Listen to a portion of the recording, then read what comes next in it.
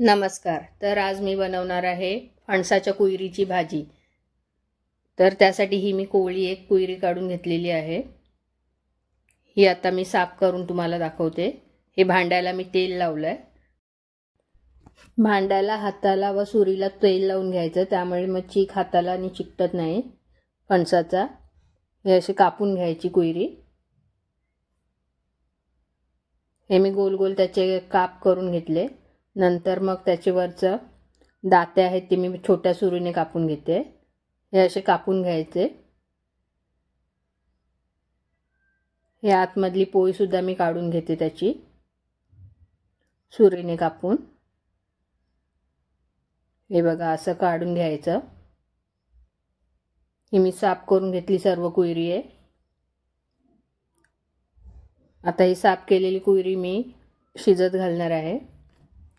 आता हे एका भांड्यात मी 1 ग्लास पाणी ओतलं एका पातेलीत, आणि हे दुसरं पाणी मी ह्या कुयरीच्या कापामध्ये टाकलं। हे एकदा मी धुवून घेतलं स्वच्छ। आता या पातेलीमध्ये मी 1 ग्लास पाणी आणि हे थोडंसं तेल घालून घेतल्यानंतर हे मी अर्धा चमचा मीठ घालते। मीठ थोडं कमी घातलं तरी हरकत नाही। पाव चमचा हळद घातली। हा हळदीसाठी चमचा आहे तो छोटावाला आहे। आता हे 10 ते 15 मिनिटं काप शिजवून घ्यायचे। आता हे शिजले की नाही ते मी बघते बघा या काट्याने। तर हे आपले काप शिजलेले आहेत। आता हे काप शिजले आहेत। मी गॅस बंद करून घेतला आणि हे पाण्यातून बाहेर काढून घेतले। मग ते थंड होतील। थंड होईपर्यंत मी भाजीची तयारी करते। तर हे मी मोठ्या आकाराचे 2 कांदे घेतले, थोडीशी कोथिंबीर, लसूण। पहिले हे मी थंड झालेले काप ठेचून घेते। जरी ठेचले नाही आणि किसणीवरती किसून घेतले तरी पण चालू शकतं। हे असे ठेचून घेतात म्हणूनच त्याला ठेचा बोलतात फणसाचा। तर हे बघा असं मी हे सर्व ठेचून घेतलंय। थोडे जाडच आहे, पाहिजे तर तुम्ही किसणीवरती पण किसून घेऊ शकता। अशा प्रकारे मी ही सर्व कुयरी ठेचून घेतली। आता मी भाजीची तयारी करते। हे मी कढईमध्ये तेल घालून घेतलं। साधारण मोठे चमचे 2 मी तेल भरून घेतलंय, कारण ह्या भाजीला तेल भरपूर लागतं। आता ही थोडीशी मोहरी घालून घेतली मी 1 चमचा छोटा। 6-7 पाकळ्या लसूण ठेचूनच घालायची। थोडी लसूण लाल झाली की त्यामध्ये कढीपत्ता घालून घ्यायचा। हा मी कढीपत्ता टाकला। गॅस मी मीडियम ठेवला आहे। आता हे 2 कांदे मी कापून घेतले आहेत ते त्यामध्ये घालते। कांदा एकदम लाल व्हायला द्यायचा नाहीये। ही मी पूर्ण फणसाची भाजी घेतलेली नाही, मी अर्धा फणसच कापून घेतलाय तो, म्हणून मी त्यासाठी 2च कांदे घेतले मोठे।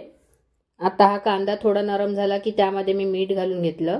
कांदा एकदम आपल्याला लाल करायचा नाहीये। थोडा नरम झाला की त्यामध्ये हे सर्व मसाले घालून घ्यायचे। ही मी हळद टाकले छोटा चमचा, हा अर्धा चमचा हळद घातली आहे, 1 चमचा गरम मसाला आणि 1 चमचा लाल तिखट। असे सर्व मसाले घालून मी थोडंसं फ्राय करून घेतलं।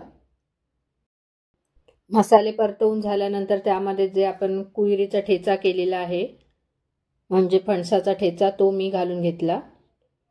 आता हा त्यामध्ये परतवून घ्यायचा। गॅस एकदम स्लो ठेवायचा आहे। ही चांगली भाजी मिक्स करून झाली की त्यावरती मी आता हे खोबरं किसलेलं घालणार आहे। अर्धी वाटी हे खोबरं आहे, हे ओलं खोबरं घातलंय मी, आणि थोडीशी कोथिंबीर कापून मी त्याच्यामध्ये घातली ही कोथिंबीर। आता हे सर्व एकत्र करून मी साधारण 1 ते 2 मिनिटच आता गॅसवरती ठेवणार आहे। ही जास्त भाजी ठेवायची नाही, नाहीतर ती एकदम सुकी सुकी होते। आता हे चांगलं परतवून घेतलं मी। 2 मिनिटासाठीच मी झाकण ठेवलंय। आता हे झाकण काढून पुन्हा एकदा मी चमचा मारून घेते त्यामध्ये। हे बघा चमचा मारल्यानंतर आता मी ह्यामध्ये थोडासा चाट मसाला घालणार आहे, त्यामुळे चव चांगली येते। ही फणसाची ठेचा भाजी करून बघा नक्की, खायला खूप छान लागते। गरम गरम भाजी आणि चपाती किंवा भाकरी ह्यासोबत तर सुंदरच लागते। तर तयार आहे आपली ही ठेचा भाजी। जर का तुम्हाला माझे व्हिडिओ आवडत असतील तर प्लीज लाईक करा, कमेंट्स करा आणि सबस्क्राईबसुद्धा करा. धन्यवाद.